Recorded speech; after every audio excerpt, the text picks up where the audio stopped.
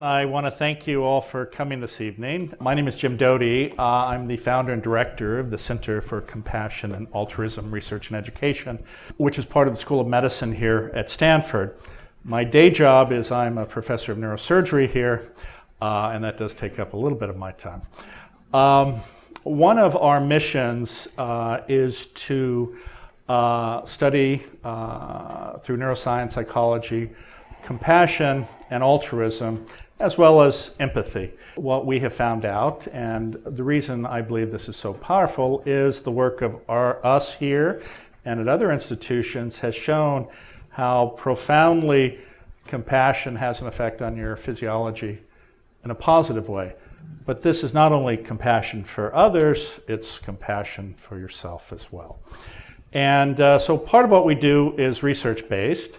Then we have a wonderful compassion cultivation training program. How many of you have taken that course? Wow.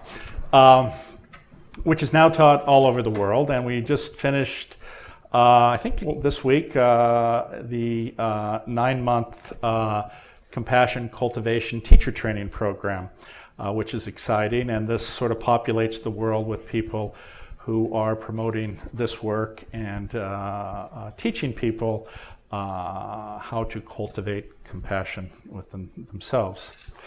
In addition, we have a lecture series where we invite academics typically to speak about their own research. And then one of the things that I enjoy probably the most, which often is science-based but frequently is not, is this event, which is conversations on compassion. And for those of you who have attended these, or maybe have not attended many, we have had the Dalai Lama, Thich Nhat Hanh, Amma, the Hugging Saint, Eckhart Tolle, Sri Sri Ravi Shankar, Sadhguru, as well as business people, Steve Luzow, the CEO of Seagate, Scott Kreens, the chairman of Juniper Networks, as well as, how many of you know Anna Deavere Smith? She's an actress, and so all sorts of interesting folks. And the thing that ties all of that together is they have dedicated their lives to promoting compassion, studying compassion, and living compassion, hopefully. So tonight's guest is Shauna Shapiro. She is a psychologist as well as a professor at Santa Clara University. She is world-renowned for her work, research related to mindfulness. She is also a best-selling author, and she has a new book, which I'm going to plug. When is it being released? January. In January, called Good Morning, I Love You, and which I'm sure will be wonderful. She also had another book, a wonderful book called The Art and Science of Mindfulness, and another book which is, it's Mindful Discipline, Raising a Emotionally Intelligent Child. Yes, basically. But all of these are wonderful books. She's published innumerable articles, and so and her work has been really literally quoted around the world. I think we were last together in Toronto at the Mindfulness conference, which was wonderful, and we had a great time there. So without further ado, welcome. Thank you. Thank you.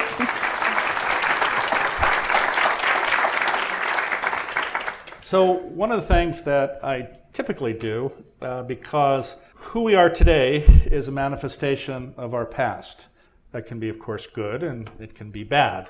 Shauna has an extraordinary story, which hopefully she will share with us, about how she came to mindfulness, if you will, and I think, if I recall correctly, it was in Thailand. Well, it actually started a little before Thailand. When I was 17, I had major spinal surgery. So I had a metal rod put in my spine and couldn't walk for a long time and spent a lot of time in the hospital bed. And it was really during that time that I was kind of struggling to find ways of coping, and luckily found mindfulness. And so a couple years later, when I was healed, I went to Thailand, and it's really interesting. How many people are familiar with mindfulness? Okay, so all of you. So mindfulness is often understood as about paying attention in the present moment, right? Be here now. And so when I went to Thailand, that was kind of my understanding of it, is that it was only about focusing attention. And when I got to the monastery, the monks didn't speak much English and I didn't speak any Thai. So I focused on just paying attention. And they told me just to feel my breath going in and out. You might try it, just in and out through your nose. And to use that to train my attention.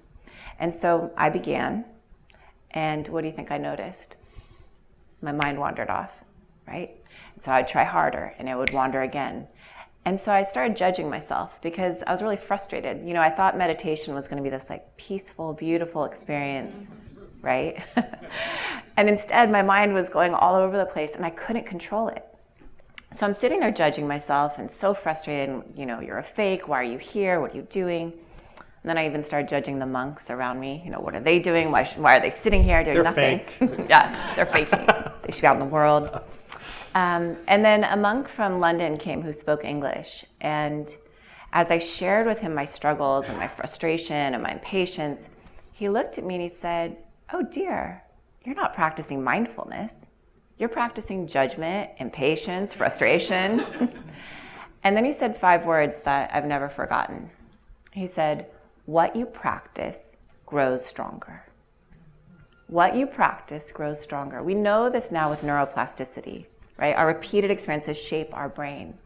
And so explain to me that if I was practicing mindfulness in a judgmental way, I was just growing judgment. If I'm practicing with frustration, I'm growing frustration. So he helped me understand that mindfulness isn't just about paying attention.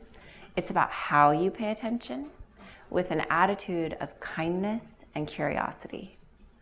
And so when I came back to the States and I got my PhD and started studying mindfulness, I've really focused on these different elements of mindfulness. And it's been extraordinary because we've learned how powerful kindness is, right? It seems like kind of a weaker emotion or a softer emotion, compassion. And what we found is that it actually is what allows us to change. That when we practice mindfulness in this kind, compassionate way, we turn on the learning centers of the brain and we actually prepare the brain, give it the resources it needs to change. And so for me, that's been kind of my work for many, many years, is how do we marry mindfulness and compassion and bring it into our school systems, into the workplaces, into our families, into hospitals, and wherever else it can be helpful. And and sometimes I talk about, oftentimes many of us live a life of fear, and that drives us. Mm-hmm. It drives our decisions, it drives, unfortunately, relationships, and it's fear of being judged, it's fear of not being good enough. And what this is a bifurcation where you leave fear and you head towards love. And mm-hmm. This is love for yourself, but of course, when you can love yourself, it's much easier to give love to others. And I think there are 2 reasons why. One is when you're self-critical, you have a tendency to be critical of everyone around you. And also, when you're able to give yourself love, you realize that everyone is suffering and they deserve love. But that's hard to get there, and it's certainly easy with your children or people you love. Sometimes. My wife said one time, she's fortunately not here, but she said, "People call you Mr. Compassion, well, you're an asshole." So I've never heard that from my son. Well, I've heard it from my wife. Hopefully your son has not said that. Not asshole. How old is he? No. But anyway, and the point is, though, we're also imperfect, and even in the best of circumstances, with all the efforts we make to try to improve ourselves, to be self-aware, life's not perfect, and we all have challenges, that make us not perfect. But the point is, again, this is the lot of every one of us, and if you can still be kind to yourself, then it's a lot easier. So you were in Thailand, and then did you go to Nepal at that time or later? I went to Nepal then and then back to Thailand many times since then. Oh, wonderful. Yeah. And are you going to Buddhist monasteries, or are you teaching, or? Well, I originally trained in Buddhist monasteries, and then I started training here in the West. So Jack Kornfield's been my teacher for, as you know, Sure. for a long time. And so I spent sometimes at the retreat centers here. I spent 2-month-long retreats with Jack. So we spent 30 days in silence studying and training, and I don't know if I recommend it or not. Definitely do it before you have children. And I think what came up for me over and over again is that even though I knew kind of scientifically the importance of compassion and the importance of self-compassion, practicing it was really challenging and continues to be. And I think, and I'm curious if you all feel the same way, but there's this kind of part of me that's worried that if I'm kind to myself or I'm compassionate, that I'll let myself off the hook and that I'll never change and I'll stay stuck in these patterns. And especially I think around my son, where that's where kind of, my greatest love and also my greatest challenges are, and this sense of like not being a good enough mom, and then just, this kind of beating yourself up about it and kind of spiraling into shame. And what I'm learning slowly, one day at a time is that when I beat myself up, when I shame myself, it doesn't help him. And that if I can bring kindness to myself and see these patterns clearly, then I can bring that energy and love to him. And I think, for me, that's one of the most important things that in these teachings and in my research is that shame doesn't work. It doesn't help us change. And so we all have these misgivings of self-compassion, like it's going to make you lazy or not motivated or you're going to lose your edge. But what the science shows is it's the exact opposite. It's kind of the surprising truth of self-compassion, that it increases motivation. It increases, instead of becoming lazy, people work out more, they eat healthier, they have better lifestyle choices.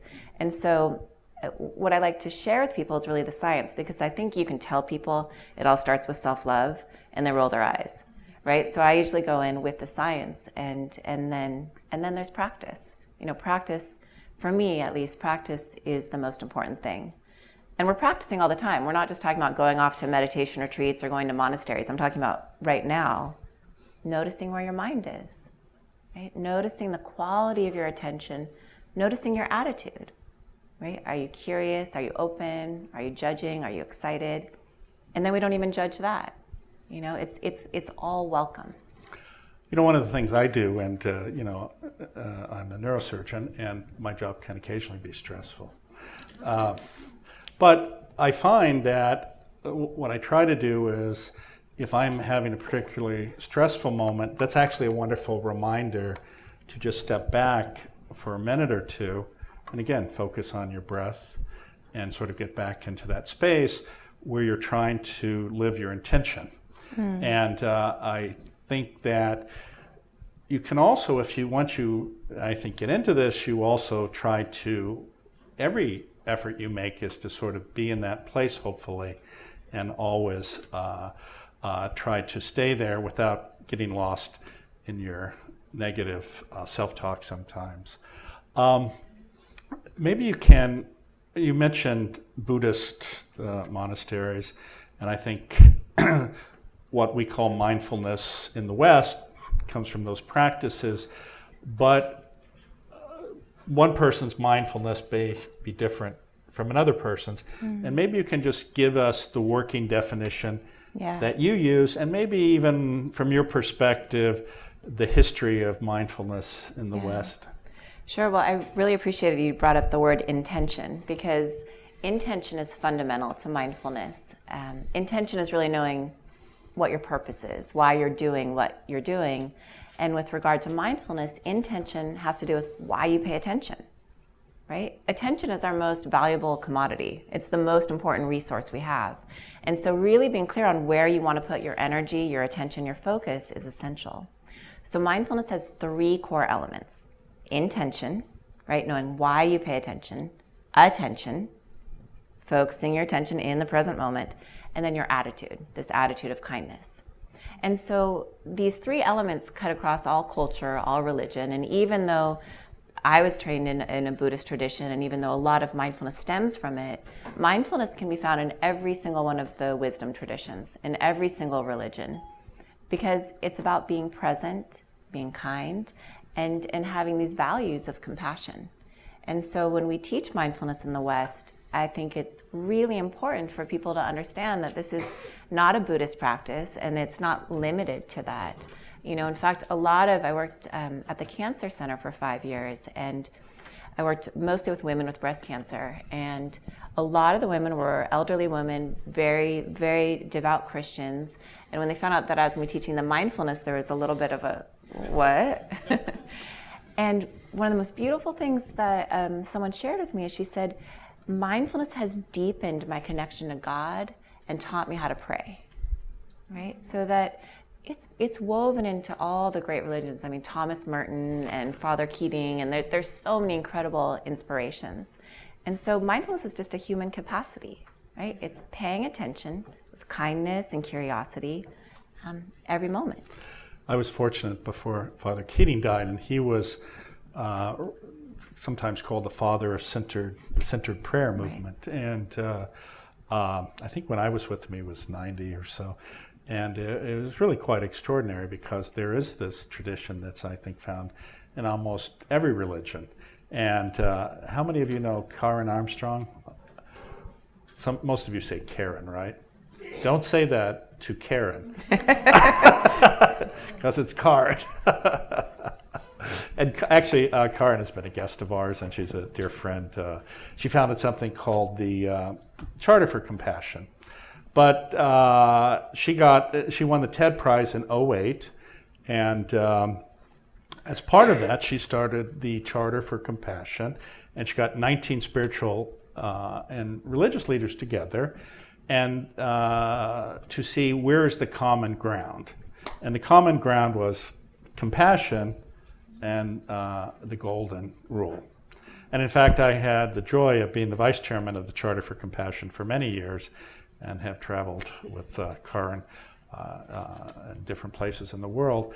But that's really true. And when we look at the evolution of our species, why is it that compassion, or our response to suffering, is there? And maybe you can just give us your views on that, or I can give my views.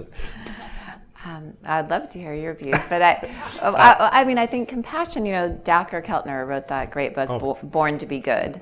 And what he shows is that we've evolved because we're compassionate. It's the compassionate people that survived, that took care of each other, and that we're kind of hardwired for compassion, even though, sometimes we think we're not, and we get kind of lost in our sense of isolation and individual kind of self. That what all these practices do is remind us that we're connected, and remind us that compassion is just what makes sense. I mean, the way I like to think of it is, it's not this kind of top-down moral thing that you should do the right thing. The way I think it's more powerful is when it's kind of a bottom-up, like an experience where you start to recognize we're all connected. If I had a splinter in my left hand, what would my right hand do? Take it out. And my left hand wouldn't say, "Oh my God, you're so generous, you're so compassionate, thank you." It just knows I'm part of the same body. Of course I do that. And that's how compassion is. It just makes sense when you see it that clearly. I think if you look at the evolution of our species particularly, but you find it in a number, and I won't say higher mammals, and I certainly won't say humans are the highest expression of evolution, because I wonder sometimes based on the news. But that being said, to have these characteristics that do in some way separate us from other mammals, theory of mind, abstract thinking, complex language, it required, unlike other species or many species, that our offspring don't swim away, they don't run into the forest, and are completely independent and functional. We actually have to take care of our offspring for 10, 15 years, in my case, 37 years. And that is because our children's behaviors are modeled off of our behaviors. That's how they learn. And this is this concept of mirror neurons, although that theory can be debated, and I won't go down that path right now. But So the other aspect of this is the cost in terms of resources and energy to care for our offspring is immense. And you could sit there and say, why would you do that? And one of the reasons is because when you care, when you love, you're rewarded.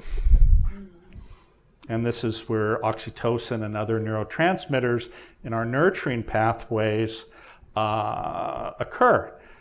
And these are associated with our pleasure and reward centers. We did a study here using optogenetics. Do any of you know what that is? Some of you maybe.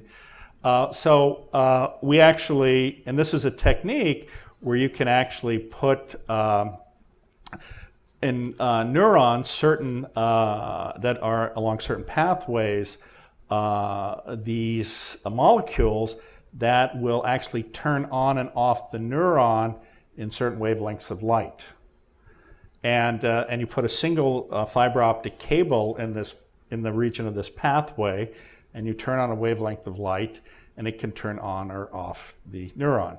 And the interesting thing is, to show you how this works, is that in this rodent model, in a male who is quite territorial, if we were to put another male in his space, he would, of course, demonstrate aggressive behavior, right, which is natural. If we were to turn on his nurturing pathways, then he starts exhibiting characteristics of showing interest. He's sniffing and not attacking. And also, in the context of a mother who's had a recent litter of pups, there's a certain technique where if you distribute them throughout the cage, there's a time period where she will collect them and bring them back. If you turn off her nurturing pathway, she abandons them. And so this is really how powerful these connections are. And they've been with us, and they're present, of course, in other mammals as well. And so the other aspect, I think, is also our ability to intuit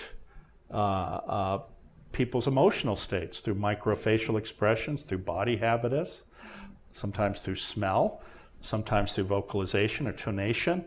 And it's interesting because I bet you if your partner or loved one or somebody you cared about walks into a room, they don't have to say a word, and you have a sense of their emotional state, and that can be for good or bad, of course. So we talked about the definition of mindfulness, and of course, many of us are familiar with mindfulness-based stress reduction, which I think all know that Jon Kabat-Zinn popularized that. In fact, sort of brought, he'll tell you, the Dharma to the West, I think, sometimes. I've had discussions with him, and I'd be interested in your opinion, because, and we're talking about mindfulness, I have argued that it does not overtly promote compassion, and I think that could be a limitation. His argument to me is you should do a 10-day retreat with me. But, what do you think about that? It's a really interesting question. So, you know, Kristen Neff and Jon Kabat-Zinn and I all did a conference about this, and John was kind of on one side and Kristen was kind of on the other side, and I was in the middle. And what I'd say is I'm kind of in the middle. I actually do believe that practicing mindfulness, especially the way that I define it, with this practice of compassion woven into the attitude, does cultivate compassion. And in fact, in all the research I've done, people's scores on compassion and self-compassion go up when I just teach straight mindfulness. However, when you teach compassion and self-compassion, it goes up more, which makes sense. You know, if you go to the gym and you work out certain muscles, those are the ones that are going to grow. And so you might have kind of an overall body health, but then you have specific practices that are targeting other things. And I don't think they're separate. I actually think mindfulness and compassion need to go together. You know, you need to be able to focus your attention and be present in order to see suffering and want to alleviate it. And I think what compassion does is mindfulness can get really cold. Mindfulness can get very distant, and you're kind of like witnessing everything as you go through life. And compassion adds that warmth to it, so that I think of it as like a camera, and you have like a wide angle lens, and that's mindfulness, where you can like get that witness perspective and not get too enmeshed.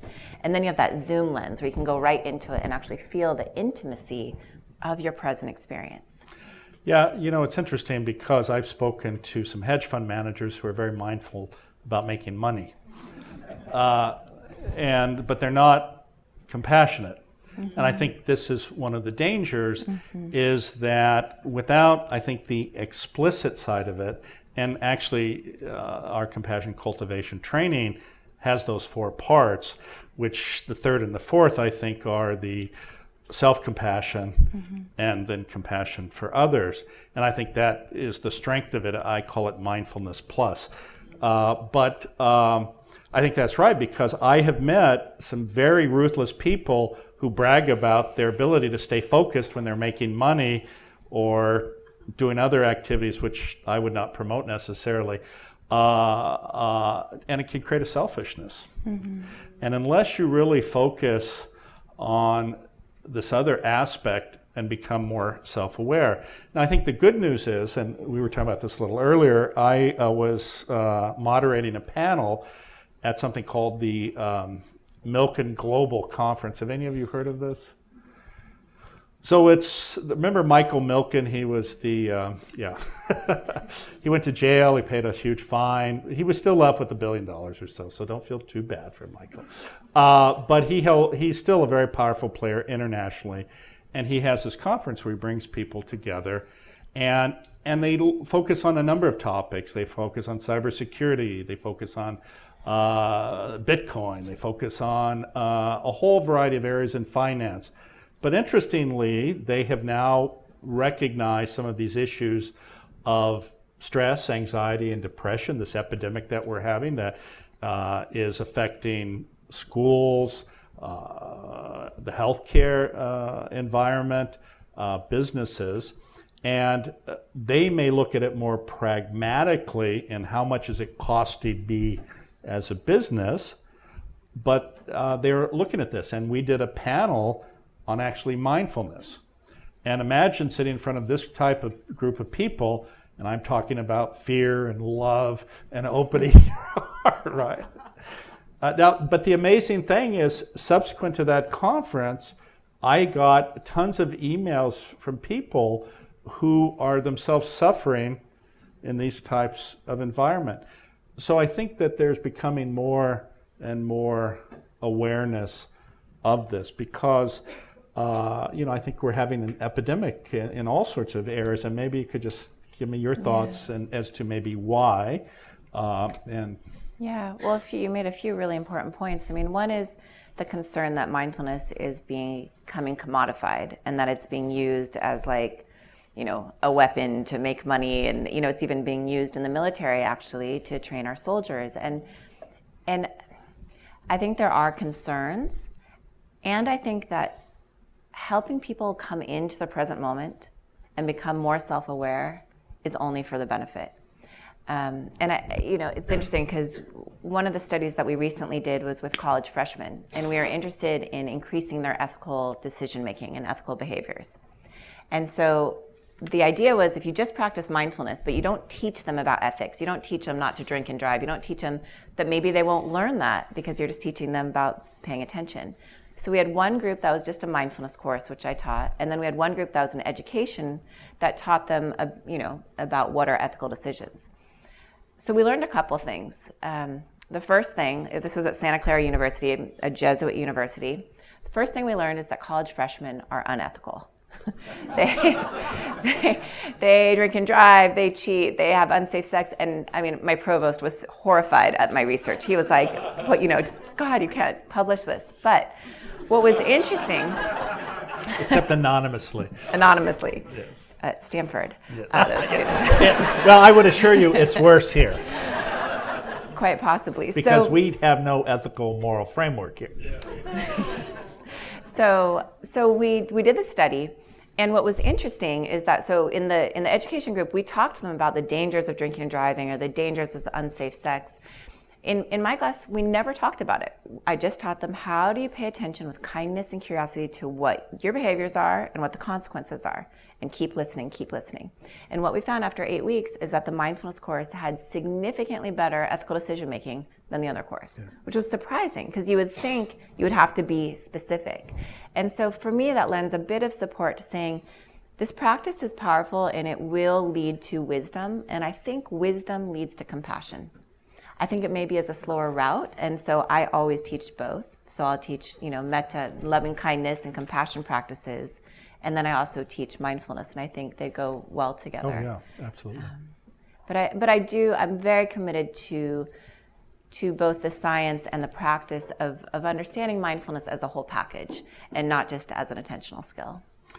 I'll give you an interesting example. I have spoken over at the business school on occasion, and I give 2 examples of your options as far as a choice. And one is, you spend X amount of money, you can acquire this company, and you can take their pension plan, you can result in unemployment for 10,000 people, and you'll make X. Or you can do this other way, where you keep everybody employed, but you're only making about 1/4 of the profits, and which are you going to make? And what the primary question is, sadly, is the other illegal? It's not moral, ethical, it's what can I do? And it's very sad, right? Because, and I have to tell you, I have spoken to many, many extraordinarily wealthy people, and this is not an uncommon, and you sit there and you go, well, why is it that we have these people in leadership positions running finance, et cetera, and I think those people are rewarded for that type of behavior, right? But I think, unfortunately, what's happening is, as we see the disparity between the haves and the have-nots and the destruction of the middle class, it's not this type of capitalism isn't sustainable. And in fact, this epidemic of stress, anxiety, and depression is a manifestation of these types of behaviors. And maybe you can give me your thoughts on that. I'm not trying to put you in a position. I think it's I think the epidemic that we're seeing of depression, anxiety, suicide, especially in our teenagers and our children, has a lot to do with this individualistic mentality, where we see ourselves as separate. And what that leads to is choices like the one you're talking about, but it also leads to a tremendous amount of depression. People feel alone. People feel lonely. They feel isolated. The number one cause of death of all causes, above smoking and obesity, is loneliness. Across every single disease, 3 to 5 times greater risk of death. And so I think what we're seeing is an epidemic of loneliness, where we've lost our religion, we've lost our communities, we've lost really the art of intimacy, of being present. We have these phones everywhere we go. And research shows that even just having the phone out on the table. Wait, you had to say that. I did, and it's not even turned over. I saw you got a text. Even just having it on the table. Can you stop for a second? Right, but even having it on the table, what they show is that both parties rate the conversation as less intimate. And they didn't even know that they were being rated versus the phone out or not out. When you see these videos of these mothers on their phone and the kid, bidding for attention, it's just like, wait. And I'm sure I've been guilty of it. And so I think it's about not shaming ourselves, not judging ourselves, but seeing clearly and holding all of it with a lot of compassion. And thank you for pointing that out. And I have to tell you this story. How many of you know Diane Sawyer? Reporter, right? So I'm having dinner with Diane Sawyer, and I'm not name dropping, but maybe I am. So I'm having dinner with Diane Sawyer in New York a few weeks ago, and we're having dinner, and my phone's like this. And I'm supposed to be actually somewhere else, but I'm having such a great time with Diane Sawyer, and then I get my phone buzzes. I go, shit. But these people are waiting for me, so I pick up my phone, I look at it, and I lay it down, and then it buzzes again. I go, so I pick it up, and then I turn it off. And she goes, you know what I'm working on right now? It just came out. Yes. I just saw it. Yes, exactly. She goes, she said the exact same statistic. She's, and people think you're less trustworthy. I'm going, oh. And now I've just been like smacked by Diane Sawyer, you know what I mean? And but actually, we actually had a fun chat over that. And then she sent me an email that said basically, "I hope you didn't get mad at me for that." But she was absolutely correct, and obviously I did not take her lesson well. But now that I've been shamed twice, not shamed. No, I'm just kidding. Not shamed. But it is. It really is absolutely true. So it's so funny you brought that up. But if I was shaming you right now, then the learning centers of your brain would shut down. They'd go into survival pathways because you'd be like, oh my God, in front of everyone. And you actually would probably do it again. So because I'm being so kind and compassionate about it, you're going to learn this time and next time. Now I want you to know we practiced this for a couple hours but before we got together here. But yeah, so I think that's really true. Now I'm like so discombobulated. I'm so shamed. But actually, speaking of shame, so many of us carry shame with us, right? How many of you at times carry shame? I won't put you all on the spot, but you know, and it's also negative self-talk, right? How many of you have negative self-talk? You know, I was giving this talk in LA with these guys, and I said, how many of you have negative self-talk? And of course, these guys. And I said, those of you who don't raise your hand, you're lying. You're absolutely lying. And I think that's true. And unfortunately, the nature of modern society is that we feel we're being judged. And that if we don't live up to something that people expect of us, and then we all have this shadow or dark side, and one of the things that creates challenges for us is that we're always trying to push the shame, the dark side away, but until you can integrate it into who you are and still love yourself and feel you're deserving of love, it's always going to be a challenge. Maybe I can ask your thoughts on this. As part of that conference, there was actually a conference that Tim Ferriss moderated, a panel, and it was on psychedelics in the context of dealing with some of these issues of depression or anxiety. One of the conversations was on using LSD, microdosing LSD. And for those of you who may not be aware, and Silicon Valley is no different than Hollywood, where there are fads that happen and everybody gets into it, and the celebrities of Silicon Valley promote it. But maybe you can give me your thoughts on that. Yeah. So I just spoke at the Integrative Mental Health Conference with Michael Pollan and Andrew Weil. So I've been immersed in this. And it's interesting because you're talking about shame and negative self-talk. And one of the things that the psychedelics have been shown to do is in many senses give you a sense of unconditional love, of unconditional acceptance. And I'm not promoting them or saying they're bad, but what I think we all are yearning for, what we long for, is this sense of belonging, the sense that I belong to you, that we belong to each other. And that unconditional love, I think there's many different ways to find it. I know that my grandparents, that's where I learned it. And I'm so grateful because they created a pathway inside of me from an early age of feeling loved and accepted no matter what.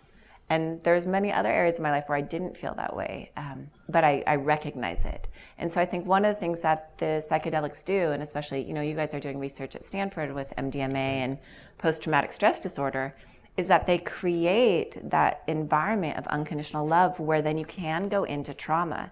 You can look at those parts that you're ashamed of or those huge fears, and you have the space to do it. And I really believe in order for us to heal, both individually and collectively, we have to have the courage and the compassion and the wisdom to look at those dark parts. They're not just going to go away. No, exactly. And I think psychedelics can do that for you.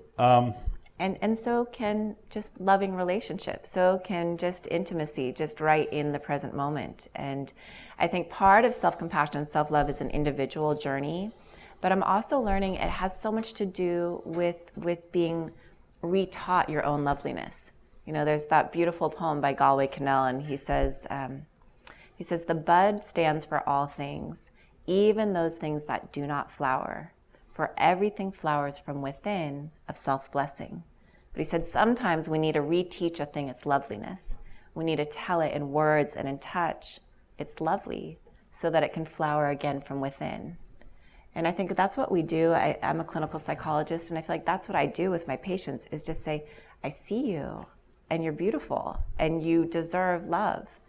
And when you find someone or many people in your life that see you that way, you start to see yourself that way. It starts to, you reteach each other your own loveliness. And it's vulnerable and it's tender. And it's the most healing thing in the world. How many of you are familiar with blue zones? These are these places, of course, where you live over a century. And I think, well, there's a lot of talk about diet. In some of those environments, they smoke and they drink. But the thing that is always consistently there is community and acceptance. And stairs. They walk up lots of stairs. And hills. But the point I'm making is that when you have been in an environment that's intergenerational, where you have neighbors who've known you your entire life, and they've seen you naked, they've seen you at your best, they've seen you at your worst, and in every instance, they embrace you. And that is connection, and that is what stimulates us to have our best physiology or physiologic response, because we are made to receive that and we're made to give that. And I think that is the challenge of modern society, because what happens in an environment like this or others, many people don't feel comfortable showing their vulnerability, showing their pain, or showing their true selves. So what do we do in that situation?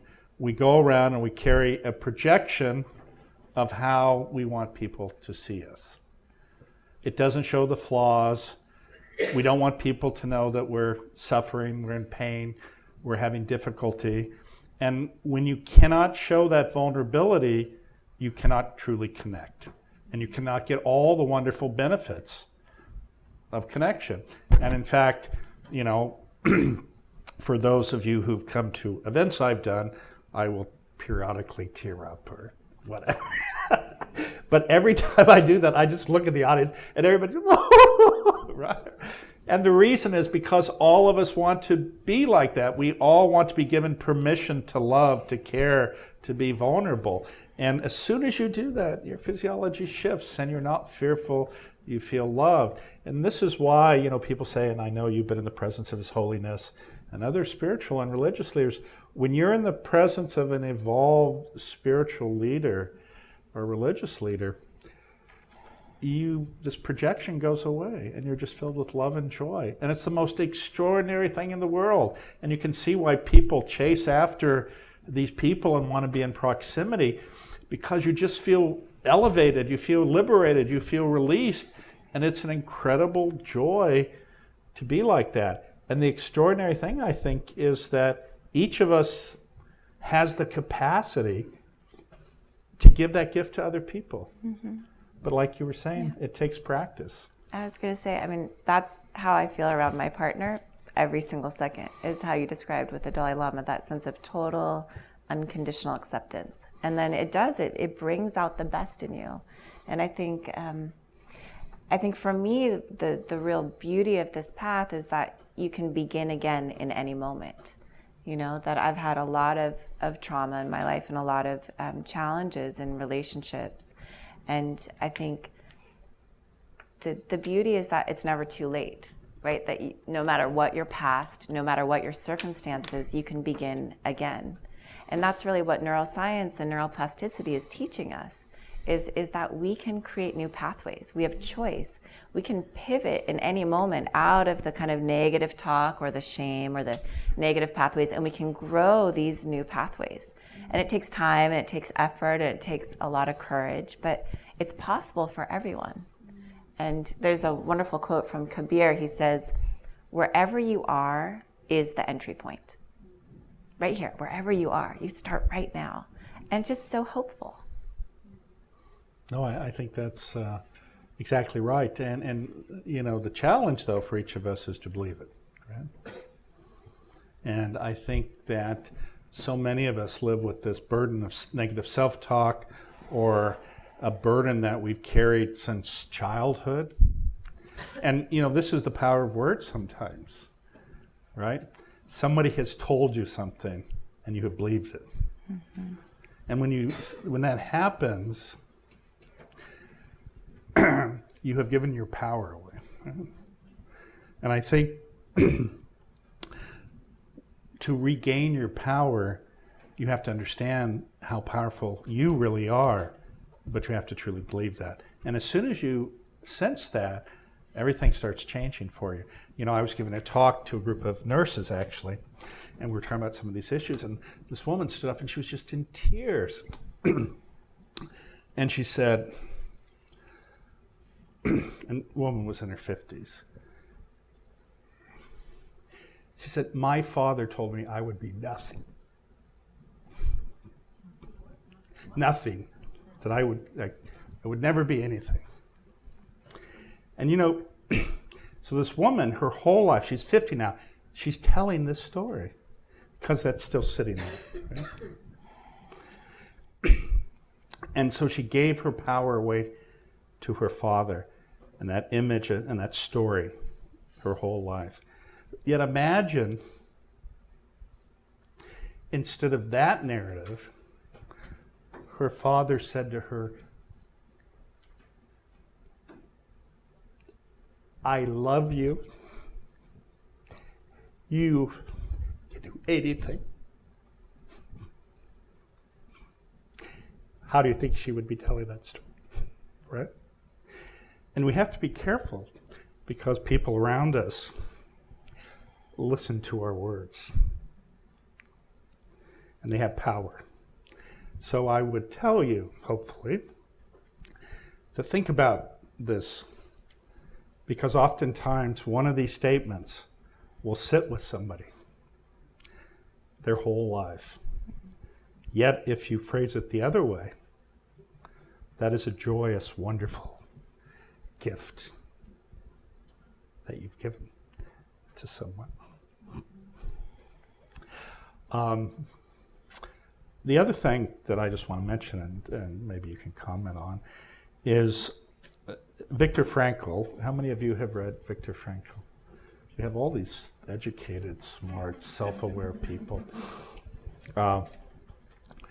This idea of stimulus and response, and maybe you can comment on that and sort of talk about how that can change things. Yeah, well, first, I just appreciate, I appreciate your sharing and the depth of you can feel your heart, and it's rare to feel that in a neurosurgeon, so, but I just want to I thought you were going to make a misogynist statement and say, in a man. No, I have a lot of love and respect for men, just not neurosurgeons. Is that who operated on you? Viktor Frankl has been really influential in my life, and it was interesting. I was giving a talk yesterday in Chicago at a school at Francis Parker, and we were talking about that beautiful quote that Viktor Frankl has: is between the stimulus and response, there is a pause, and in that pause is the freedom to choose our response, and in that freedom lies our joy and our happiness. And so I think part of what mindfulness does is it creates that space where instead of just automatically reacting like we normally do, we actually can pause and reconnect with what's my intention, right? And in what direction do I want to set the compass of my heart? How do I want to live? And that's really the power of mindfulness for me, is that each moment you continue to choose. Because I think everyone can change. I think the reason people don't change because I can't argue with the literature. A lot of people don't change. I think it's because they keep practicing the same pathway. And it's just they're grooving it over and over again. And if you just had that moment of pause and clarity and went this way, you could carve out a different neural pathway. No, I think that's exactly right. And I think that, but you do have to remain mindful and think about that. And I think this is the other aspect of the stimulus and response, though, is that understanding that when people react negatively, oftentimes we perceive it, though, that they're attacking us. And sometimes it has nothing to do with us. Mm-hmm. You see, people can be primed from an argument with their partner. They can be primed from some event at work. And then when they interact with us, what is our typical reaction when somebody comes on aggressive to us? You know, we have a tendency to respond aggressively back. But if you step back and you look at this, you suddenly are more kind, more sympathetic, and actually query them as to what is really bothering you. And sometimes if you take that time, you can be profoundly shocked and surprised by what's really going on, because what we think is going on, what our body reacts to, is not necessarily what's going on at all. There's a beautiful story about that. Mindfulness, as I've shared, has recently entered the military, and there's a high-ranking officer who was kind of mandated to go to a mindfulness program to deal with his anger management issues. And he was a bit resistant at first, as you might expect, but about a month into the course, he really started practicing in earnest. And a bit later, he shared this story. He said he was at the grocery store with a cart full of groceries. And just as he was about to get into the checkout lane, this elderly woman with a young baby girl steps in front of him. And she only had one thing in her hand, and there was the express lane right to his right, completely empty. And he starts getting frustrated, like, why the hell is she in my lane and not the express lane? You know, he's in the military, he likes people to be in their right lines. And so then he practices his mindfulness and he kind of calms himself down a little bit. And he looks up again and he notices that this woman and the checkout clerk are like cooing and awing over the baby. And all of a sudden the woman hands the baby to the checkout lady for a hug. And he's like, are you kidding? He almost explodes in anger. He's like, is this a nursery? But then again, he remembers his mindfulness and he kind of calms himself down. Right? He was working on anger management issues. And as he calms himself down, he sees that the little baby girl is pretty cute. So an instant later, she's back in the arms of the woman. They walk out the door, and the young checkout clerk is ringing him up. And he says, that little girl was cute. And she looks up and she says, wow, thank you. That is my daughter. My husband died in Afghanistan last year, so I had to go back to work. And my mom brings her through my lane every day so I can hug her. And you can feel in that moment how everything changes, right? You can feel how grateful he was that there was that pause between the anger and his reaction where he could see clearly and respond compassionately. And that's the thing, is we have no idea. We have no idea what's happening in anyone's life. And most of us, not even most of us, all of us have pain. All of us have suffered. All of us have been betrayed or have disappointments. And so when those things happen, to pause and to reconnect with that common humanity. No, I think that's right. And I think that's what these practices teach you. And this was a perfect example of that, is that we never really know what's going on for sure, just like people don't know what's going on with us. We're getting a stimulus. We're getting a stimulus, and we're look responding. Like Vanna White. She's pointing to the clock here. The other thing I was going to mention is that oftentimes when we have a memory, a negative memory, we think that's reality. And we carry this. And the bad thing, of course, is that when you think of that memory, it brings up this negative emotional state. And one of the things that I think is powerful is thinking about an event as a black and white picture. And each of us, prior to processing that black and white picture in a memory, we actually color it. And we color it with our emotions. And every time we bring up the memory, we're looking at the color picture. We're not looking at the event. And the other person typically involved has their own, somewhat slightly different colored picture. And when we learn to understand that reality, that's another gift. In my own circumstance, and I mentioned my own challenges growing up, I would create all these negative memories, but the events were just events. But because I painted them with negativity oftentimes and carried that, and we were talking about earlier how we have the ability to intuit emotional states of others. You know, if you're carrying anger, if you're carrying hostility, if you're carrying aggressiveness, people respond to that. And I say that when you're able to let go of that, when you're able to understand these are just events and it's okay and you're not carrying that, then people look at you a completely different way. And what I say is in my own circumstance, and this is what a woman taught me at the age of 12, how to deal with my own anger and despair and sense of hopelessness, is that she taught me to see an event as an event. And so then I no longer carried that. And even though my personal circumstance did not change one iota after being with this woman, how I reacted to the circumstance changed. And when I changed how I reacted, the world changed how it reacted to me. Beautiful, yeah. We're going to have about 10 minutes of questions to Shauna, or if you want to ask me a question, I'll ask. So are there any questions? And what I'd like to ask you to do, if you do have a question, to come up to the microphone, because people like to actually watch these, and sometimes if you're sitting in the audience and I don't repeat it, they don't necessarily hear the question. Yes, sir. Thank you very much for a great conversation.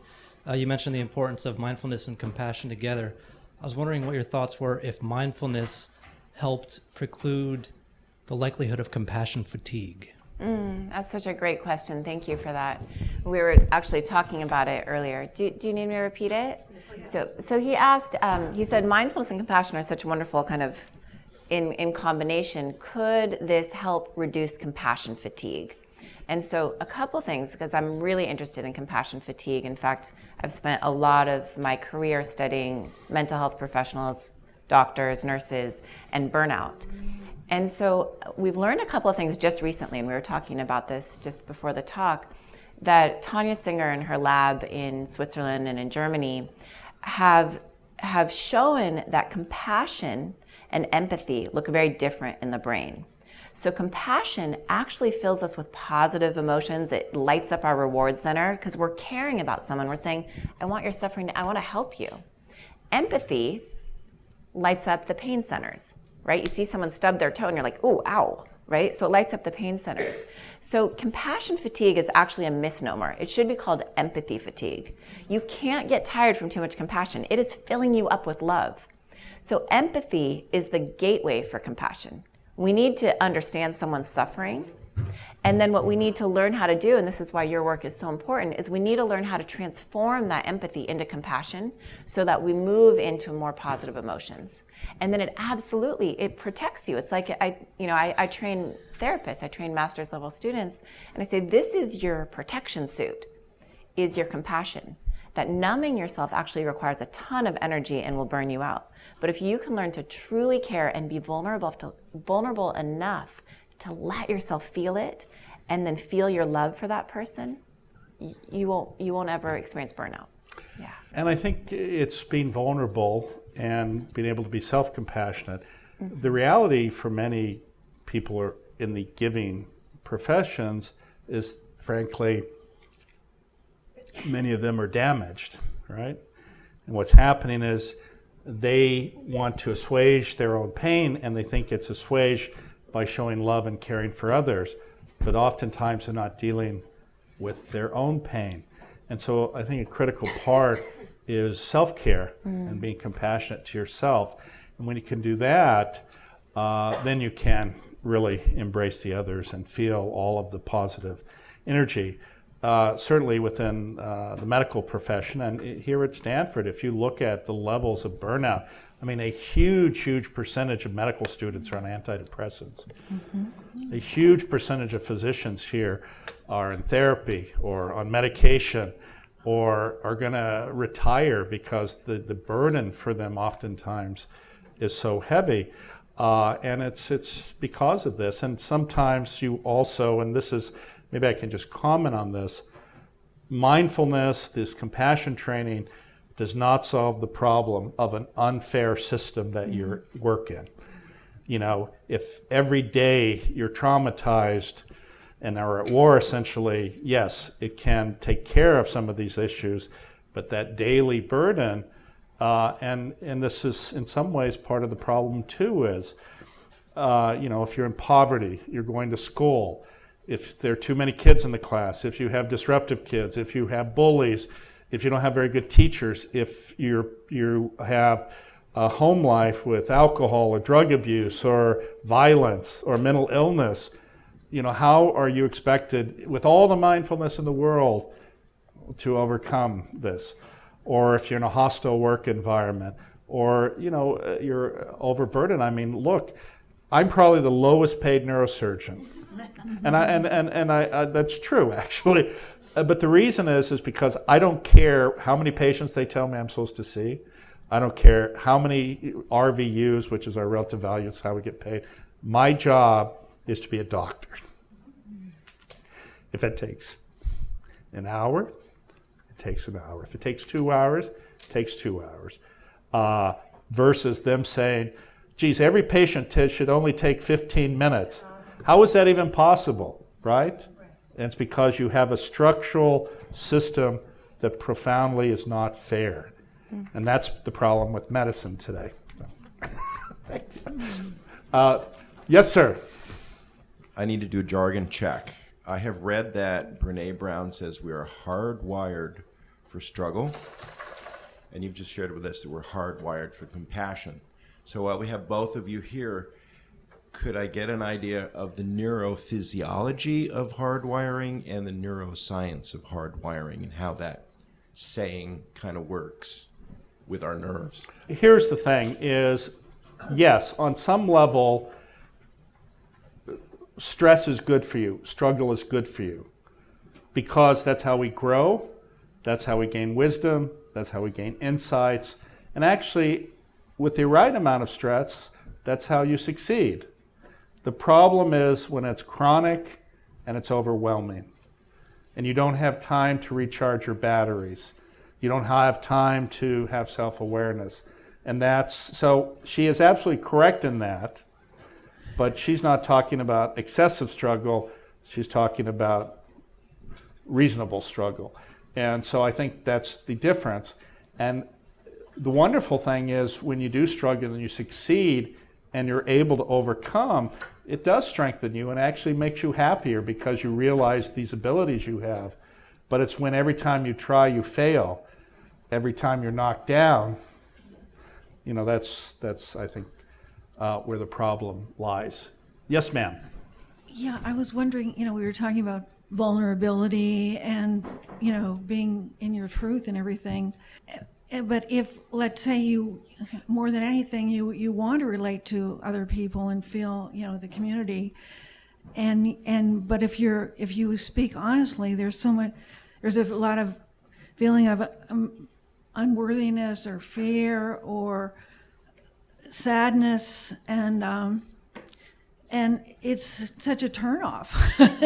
And you know, some people say, well, fake it till you make it, or whatever, you know, or I'm just wondering, you know, that kind of like that gap between who you would like to be and, you know, getting out of the way so you really can appreciate the people in front of you, and where you're feeling very stuck. Yeah, it's a great question. And a lot of times when I teach people what you practice grows stronger, and they're like, well, I'm feeling depressed and I don't want to keep practicing that because then I don't want to grow that. And so what's interesting is that when you bring the depression into your kind awareness, into this mindful, compassionate awareness, it's actually a different neural pathway. It's not the rumination and the depression where you're stuck. It's awareness of depression. And that's a completely different pathway. So one is you don't have to fake it till you make it. You actually have to just shift how you're relating to the depression.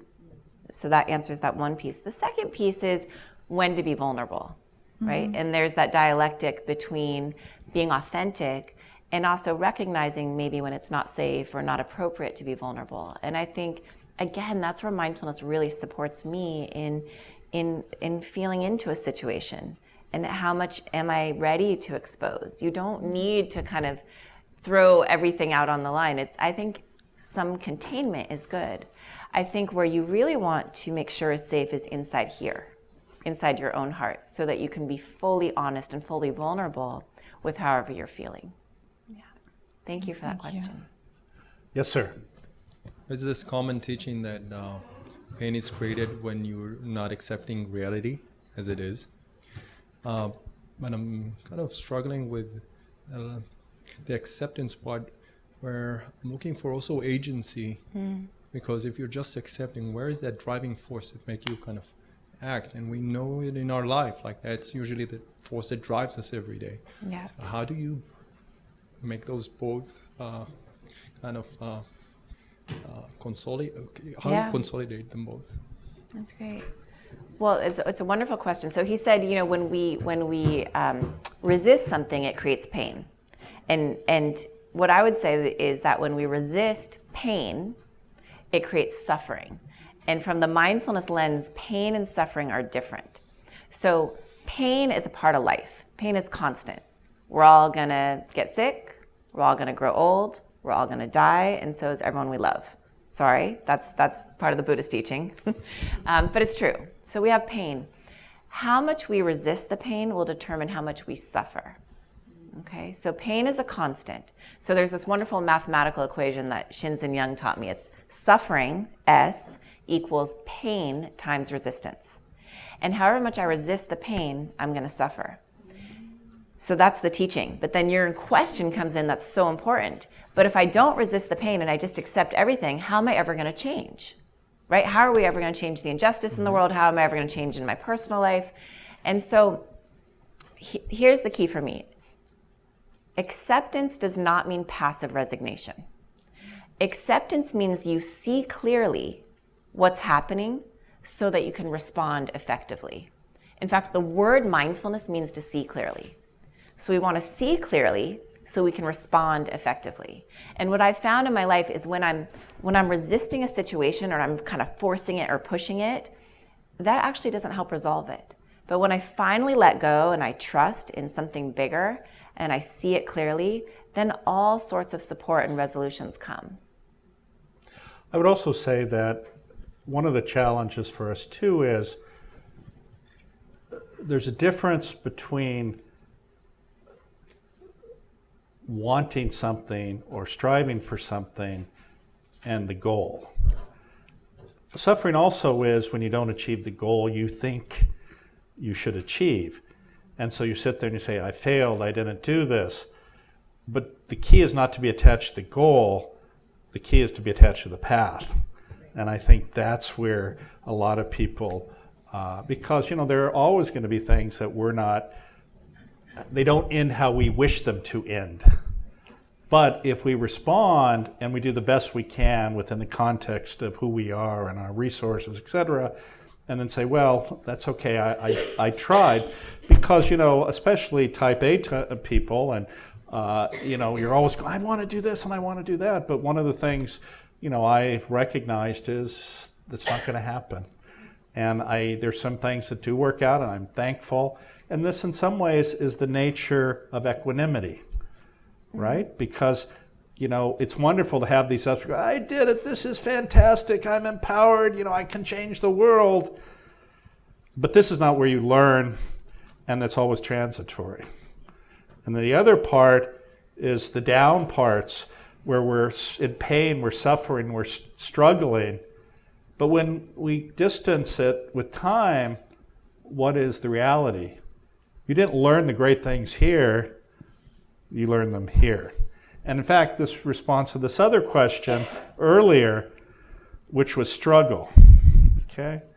But in the face of this struggle, having this evenness of temperament, not getting lost in either extreme, and understand typically comes back to the mean.